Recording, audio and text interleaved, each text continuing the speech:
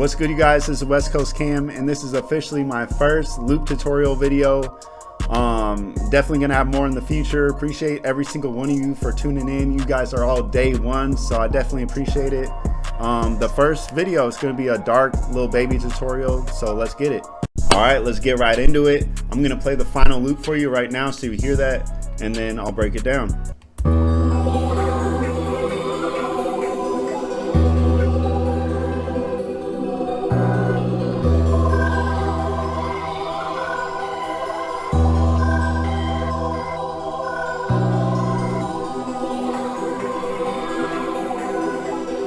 You know, simple, repetitive, dark, that's what you want to go for with these loops.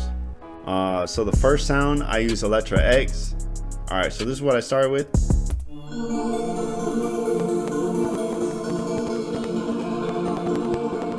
CPU going crazy, sorry for that.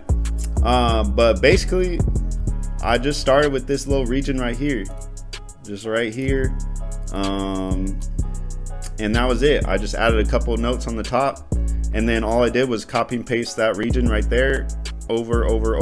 And then one of my favorite tips for making loops like this, you know, something that's repetitive, but it doesn't get like, it's not too repetitive, is you bring it up an octave in the second half. And that's what I did with this one. So it definitely, like, it's repetitive, but it still is interesting because it has a little bit of movement to the loop, if that makes sense. And that was the Electra X sound. Let's see, and it was just a stock sound, actually, an arp, a stock arp. So that was it, easy. The next sound I did, I layered it with this pad. So this pad, it's a one shot. To be honest, I forget which one shot it's come from, but I just layered the first sound. That's all I did. So this is what this one sounds like.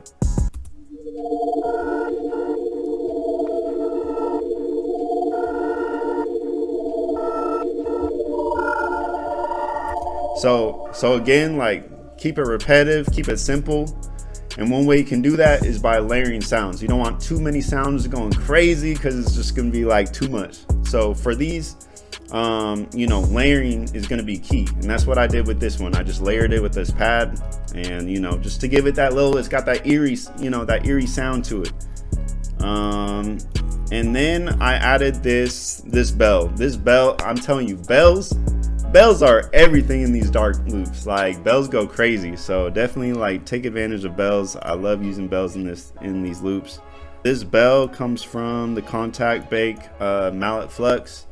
Shout out to Mallet Flux because I love their bells. I use it on like all my loops. All right, so here's the pattern.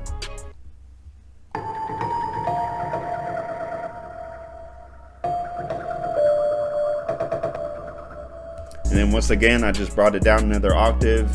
All right, and you could tell, like, obviously I did some mixing on this sound, so I'll show you what I did on it. I got some Valhalla on there, Portal, some delay. Effectrix is what I think really adds a lot to it.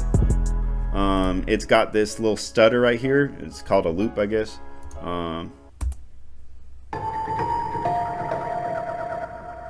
You see how it had that little, like, stutter to it? So I think that adds a lot to it for sure.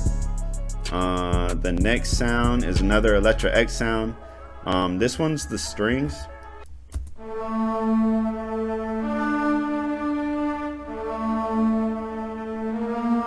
Real simple, just to, like, add to the horror vibe to it, the dark vibe. Strings are always gonna sound good. So that's a really simple pattern, but that's really all you want with these kind of loops. You don't want anything too crazy. It's a lot of just layering different sounds and just, like, adding to a dark vibe, but keeping it repetitive at the same time.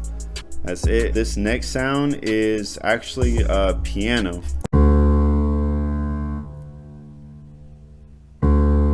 So real simple, like, obviously nothing to that, but once again, you want to layer sounds and keep it simple at the same time. So that just adds, especially with little baby loops, you know, all little baby songs, not all of them, but a lot have that, you know, that piano in there, that bass line piano that's going crazy.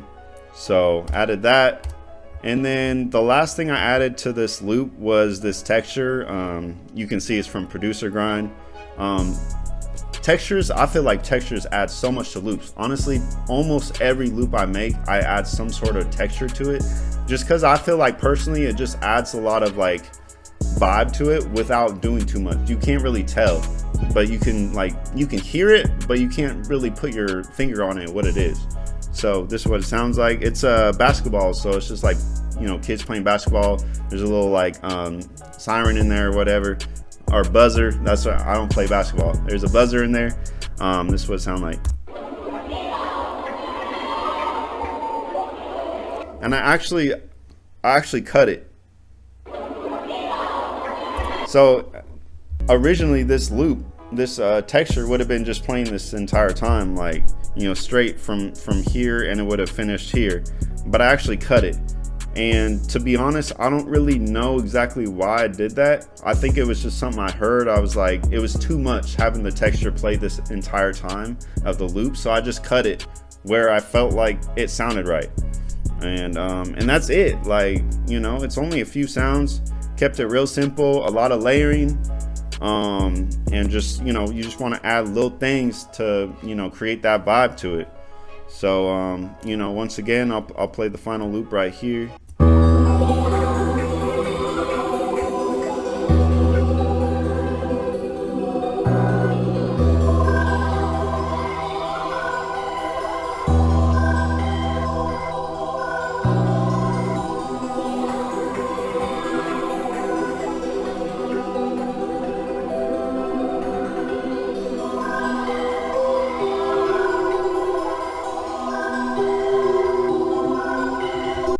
All right, so all I did with the final loop, I just pitched it up just a little bit.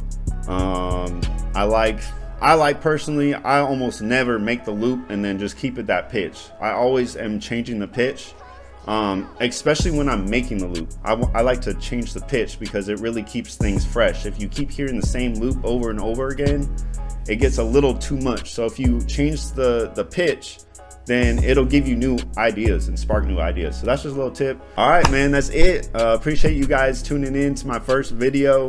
There's definitely gonna be more in the future. You can comment down below what kind of, you know, loops you wanna see, what kind of videos you wanna see. Let me know, like, I'm just getting started. So, you know, let's build this thing together. All right, peace.